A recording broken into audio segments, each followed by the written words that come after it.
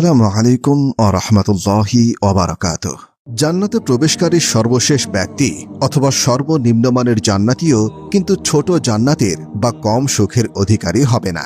এ ব্যাপারে মহানবী সাল্লাল্লাহু আলাইহি ওয়াসাল্লাম বলেছেন, সর্বশেষে যে ব্যক্তি জাহান্নাম থেকে বের হয়ে জান্নাতে প্রবেশ করবে তার সম্পর্কে অবশ্যই আমার জানা আছে। এক ব্যক্তি হামাগুড়ি দিয়ে বা বুকে ভর দিয়ে চলে জাহান্নাম থেকে বের হবে। তখন আল্লাহ তাআলা বলবেন, যাও জান্নাতে প্রবেশ করো।